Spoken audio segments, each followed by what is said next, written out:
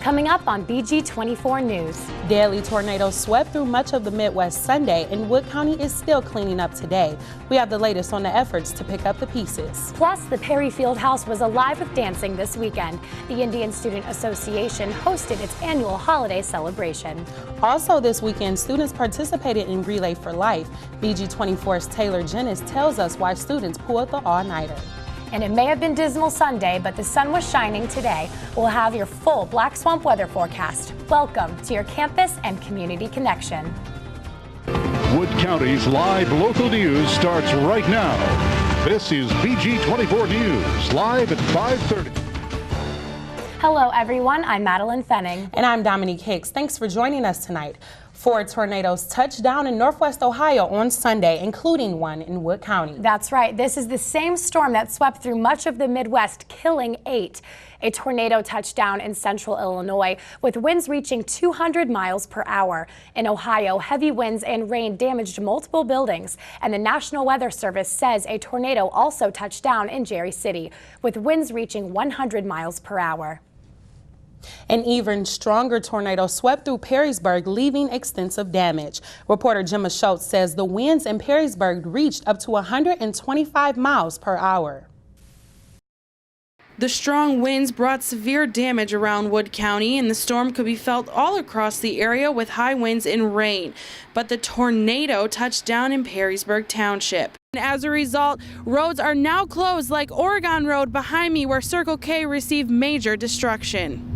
Not only did the storm rip apart buildings, but it also brought down many power lines. The American Red Cross of Toledo lended help to people in the community. The Red Cross set up a pop-up shelter at Cedar Creek Community Church in Perrysburg. Volunteer Julie Malkin says families without power can come take shelter from the cold. We have families who are coming in from the cold. You know, they may not necessarily have damage for their homes, but they do, not have power at their homes. So it's a little chilly out there, and this is a place where they can have a slice of pizza and unwind and relax and spend the night if necessary. The Red Cross says they were only expecting a couple dozen people to use the shelter, but they're prepared to continue giving help in the weeks to come. Well, the Red Cross is here tonight to respond to their immediate needs. If they have more long-term needs, though, we are prepared to, begin the intake process for them. Malkin says the Red Cross just wants to provide families with a place to relax for the night so they can wake up with a fresh start. For BG24 News, I'm Gemma Schultz. Wow, such an unfortunate event. If you would like to help or donate money to the Red Cross, call 419-352-4575. A power company says hundreds are still without power in Wood County since Sunday's severe weather. Nearly 25,000 Toledo Edison customers across northwest Ohio lost power. Most have been restored, but there are still more than 1,000 in the dark. Those harder hit areas may not get their power back until tomorrow. Kroger and Bowling Green and Walt Churchill's Market in Perrysburg have stepped in. They are giving away ice and water to help customers preserve food while their power is out. Wow, well, tornadoes are definitely uncommon for the month of November. Exactly. Is there any more unique weather that we should be on the lookout for in the coming week? Well, it looks back to normal in terms of typical fall weather for the upcoming week. It's currently 42 degrees outside with some clear skies. There's no chance of rain, and I'll have your full forecast in a bit. Well, it's so crazy that we had to take cover on Sunday. What did you guys do? Well, I went to my room and I actually turned on CNN. I'm a newsie, so I felt like I had to keep people up to date with what's going on. Oh, not in the basement, watching the news. What about you, Paul? I was watching the whole time from the window, so. Well, I definitely got to know my neighbors in my apartment because we were all in the basement huddled together. So I guess it's a community thing when disaster strikes. Definitely. Thank you, Paul. In campus news, President Mary Ellen Mazie honored students from other countries earlier this afternoon. The university has about 600 international students, and Mazie says her goal is 1,500 students. The event recognized international students and to display their nation's flags. A missing stuffed falcon is back in its nest tonight. The taxidermy specimen was returned anonymously sometime Saturday morning. The falcon was taken from a display case in the Life Sciences building. It happened between November 8th and 13th, and BGSU police just wanted the bird returned, no questions asked. The falcon is part of a collection that could date back to Edwin Mosley. He was a professor at the university in the early 1900s. This week, the campus and community are coming together to tackle discrimination.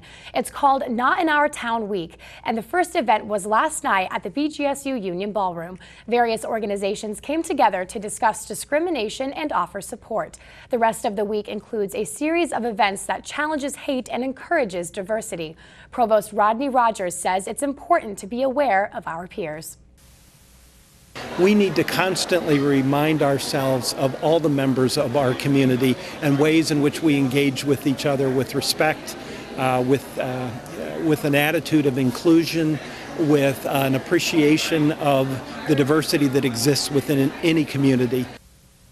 The series continues tonight. The Not in Our Town community kickoff is from 7 to 9 at the Junior High School Performing Arts Center. The Indian Student Association hosted the annual Diwali Mela in the Perry Fieldhouse Saturday. Reporter Alex Pfeiffer says the organization has celebrated the holiday at BGSU for almost 10 years. Diwali Mela is a holiday native to India. The holiday is famous for celebrating Indian culture and tradition, and the Indian Student Association brings that tradition to the community. Shivam Patil, the vice president of the ISA, says that although it is an Indian holiday, anyone was welcome. No, this is for everybody. Student, faculty, residents, anyone who's interested in coming out for a night of just good Indian food, traditional and like different international performances. It's for everyone, so. Indian students and locals perform traditional dances and songs. Shringala Upadhyay is a student at BGSU from New Delhi, India. She performed current Bollywood hits with a group. Upadhyay says Diwali Mela is a big event for the community. One of the huge events, that's what I heard before coming here, but now I've seen that it's a really huge event, so a lot of people come all over from the place. So, yeah. Traditional Indian food was also served. Some audience members even got to participate on stage. Reporting for BG24 News, I'm Alex Pfeiffer. Dozens of people attended this annual event, including President Mazie. The Perry Fieldhouse was packed this weekend because of Relay for Life coming up. Find out why participants kept their feet moving for 12 hours straight. Plus, a panel of experts visited campus last week. BG24's Danielle Griffith tells us why web design is so important. We'll be right back. Welcome back. On Friday, the campus and community raised thousands of dollars to fight cancer. Reporter Taylor Guinness says more than 400 people participated. Relay for Life is an overnight fundraising walk for cancer. More than 4 million people honor cancer survivors worldwide. At BGSU, cancer survivors and community members came and showed their support. One of those community members is Tom Bigley. Bigley's mom was diagnosed with breast cancer less than a year ago. He says that's why he relays for her. I never really had like that chance to feel like I was helping. I was like a caretaker for her. Obviously, like I helped her out when she needed it. But you know, it was her battle. BGSU senior Beth Link says she is always willing to help out with fundraisers like these. It's so special because it impacts everyone's life. Like my grandma, she was actually diagnosed with skin cancer, but like thankfully they got it out of her. This is freshman Alex Jenkins' first relay. She was diagnosed with cancer earlier this year. The type of cancer I have doesn't react to radiation or chemo, so it's just surgical removal. So as of right now, they think it's all gone, but I have to just wait and go for checkups. This year, BGSU reached its goal of $32,000 to fight cancer. Reporting for BG24 News, I'm Taylor Guinness. You know, it's nice to see students support such a great cause. On a global scale, Relay for Life has raised more than $2 million. Designing a website is challenging work. Reporter Danielle Griffith says that's why web professionals held a panel at BGSU. Usability experts gathered at BGSU for World Usability Day 2013. Events such as this educate people about how to create usable web products. Design critiquer Tim Keenan says that usability is an important topic to address. What if we had one day out of the year where usability professionals all around the world would gather in various events to celebrate how important it is to design products and services that are easy to use for people. The panel discussed ITS debates on the classic book Don't Make Me Think to improve on web development. Attendees listened closely on ways to improve on their personal work with the current technical improvements. Panelists also reviewed websites such as this for usability and design, some websites even showing advertisements before meeting the intended content. Members of the panel also used visual aids to show websites. They allowed participants to share their pros and cons on how to help visitors see what they needed to see. Beth Voorhees of BGSU's Marketing Communications says there are many factors that can make websites unusable. I think what really makes websites struggle, making it a bad website, is poor navigation, making people try to find things that should be very easy to find. Searches need to function properly, but above all, the navigation needs to work really well. The efforts discussed in this event will help prompt the third edition of the discussed book and plan for next year's World Usability Day. For BG24 News, I'm Danielle Griffith. Toledo web professionals and the BGSU College of Technology sponsored the event. You know, holiday shopping is in most people's future. Coming up, Bowling Green hosted its first ever shopping expo. Find out what gift ideas they had to offer. But first, we will take a look at your full Black Swamp weather forecast. Stay with us. Live local forecast with BG24 Black Swamp weather.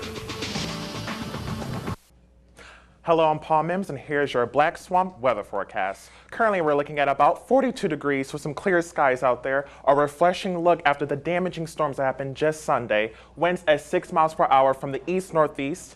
It only feels about 38 degrees outside. Tonight, we have a low of 28 degrees with some clear skies as well. 5 to 10 miles per hour winds from the east-southeast.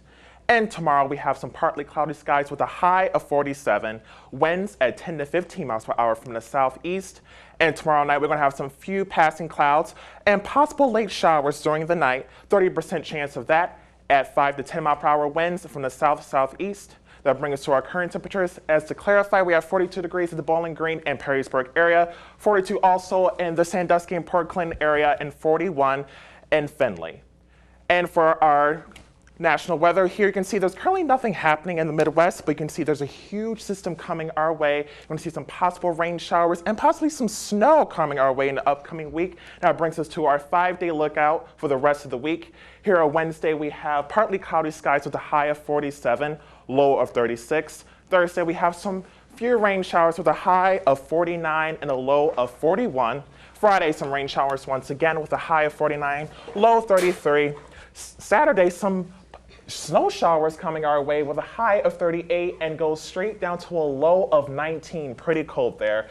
And Sunday, again, we have a cold 28 high and a low of 20. Oh, Paul, you know I always get so excited when you tell me snow is a possibility. I love that. Well, I'm excited for the snow as well. Thank you, Very Paul. cool. Thank you so much. A proposed ordinance was cut down last night by City Council. The council voted 6-0 against giving city officials the authority to remove dead trees on private properties. An ordinance already in place covers most of the city's trees. The rest are left to private owners. And officials say this has never been a problem. The council agreed that most owners can handle their own trees on private property. And the city of Bowling Green needs volunteers for this weekend's holiday parade. The holiday parade in BG will be one of the biggest events of the year. Downtown has already been decorated with lights, and 115 floats will cruise down Main Street. To make the parade a hit, organizers are looking for about 80 volunteers. The parade will start on November 23rd at 10 a.m. Some may need to race to the grocery store to grab their Thanksgiving meal before it runs out. One of the nation's leading suppliers of turkey is on Thanksgiving is experiencing a shortage. Butterball supplies 20% of the United States turkeys, and according to Butterball, farmers were not able to fatten their turkeys enough. As a result, turkeys over 16 pounds will be much more difficult to find this year. Well, BG24 Sports is coming up. That's right. So, Adam, what do you have for us? Thank you, ladies. Last night, the women's basketball team traveled to Butler. I'll tell you if the Falcons kept their undefeated record intact. All that and more when we come back on BG24 Sports. It's unFalcon believable coverage that you won't get anywhere else. This is BG24 Sports. Welcome to BG24 Sports. I'm Adam King. The The Bowling Green State University women's basketball team was in Indianapolis last night to face the Butler University Bulldogs. BG got off to a rough start and trailed during the entire first half, but the Falcons came alive in the second half where redshirt sophomore Erica Donovan scored what proved to be the winning basket with 27 seconds left. Then she blocked a Bulldogs three-point attempt in the final seconds to secure a 61-57 victory for the Falcons. The BGSU women now are 4-0 on the season, and this weekend the Lady Falcons head to the Basketball Hall of Fame Challenge hosted by The Ohio State University. In addition to the team's victory, the Falcons have signed 4 new students as athletes. Sarah Baer from Perrysburg High School, Rachel Myers from Liberty Benton High School, Haley Puck from Waterloo West High School, and Lauren Webb from Vernon Hills High School. They will join the Falcons for the 2014-2015 academic year. The BGSU men's basketball team hosted the University of South Florida Bulls Friday night. The BGSU band gave the Falcons life early. Bowling Green started the game with 2 fast break dunks from both Anthony Henderson and Spencer Parker. The Falcons also started strong on defense, forcing the Bulls to 3 turnovers in their first 4 possessions, but South Florida's defense dominated the paint, recording 7 blocks on the day. The Bulls outscored Bowling Green 44-34 in points in the paint and 17-9 in bench points. South Florida won easily 75-61. BGSU is 1-1 on the season and plays at Wisconsin on Thursday. BGSU hockey traveled to Ferris State over the weekend to take on the Bulldogs. Ferris is the top team in the West Coast Hockey Association. The Falcons had a 3-1 lead entering the third period on Friday night, but Ferris bounced back to tie the game and send it into overtime. There, neither team could find the net in OT, and the game ended 3-3. The next night, BG lost another lead to the Bulldogs, down 2-0 in the second period. This time, Ferris came out on top and won the game 4-2. Bowling Green is now 5-4-3 as the Falcons bring the action to their home ice this weekend. Let's make a quick transition to the NFL and the Miami Dolphins investigation. As we reported last week, former Miami Dolphins guard Richie Incognito was suspended indefinitely due to allegations of bullying fellow teammate Jonathan Martin. Friday, Martin met with NFL investigators for nearly 7 hours. No word on what happened in the meeting, but we know that this is the first of many meetings to come. The next meeting for Incognito will be with Dolphins owner Stephen Ross. As for Richie Incognito, this week he filed a grievance against the Dolphins. The grievance is an attempt to recover lost wages as a result of his suspension. For each week Incognito misses, he loses more than $200,000 of his $4 million salary. We'll keep you posted on all the updates of this case. That's all the time we have for now. For BG24 Sports, I'm Adam King. An event I wish I could have attended. The Stroh Center hosted its first ever Fall Shopping Expo this weekend. Well, I had the pleasure to attend, and I must say shoppers had a variety of options to choose from. The first annual Fall Expo took place Sunday in the Stroh. Organizers say the idea for the expo came about after realizing that there hasn't really been one in Bowling Green. It was interesting. I'd never been here before, on campus. So I thought, well, it'd be a good chance to come up here and see the place. With over 100 vendors at the expo, customers had the chance to purchase some really great gifts. Anything from some nice soothing bath salts to a cute organizing bag, a stunt gun, and then get it all gift wrapped for free. With face painting and free balloons for the kids, as well as firefighters on hand talking about the dangers of household cleaning products, the expo was a one-stop shop for all your Christmas and personal household needs. Stacy Elliott says the expo was a great way to connect and expose her new business venture to the community. We're involved with the chambers, and I'm always trying to get involved with knowing what craft shows, what shopping events are going on. Such an amazing event, and because there was a great turnout Sunday, the Fall Expo's organizers plan to host an Arts and Crafts Expo in the spring. Well, how much fun was that? That looked awesome. It was really fun. I used the stunt gun and everything. It was so much fun. I scared the lady in my stand-up. I felt so bad. I did not want her to have a heart attack. But it was such an amazing experience, and I really hope that they do have it in the spring because it would be great. Arts and Crafts is what it said. Paul, are you going to go with me? I'm all aboard. Very cool. Well, that's all for BG24 News tonight. Check out these stories and more online at bg24news.org. And on social media at facebook.com Facebook.com/BG24 News and Twitter.com/BG24 News. Be safe and have a great night, everyone.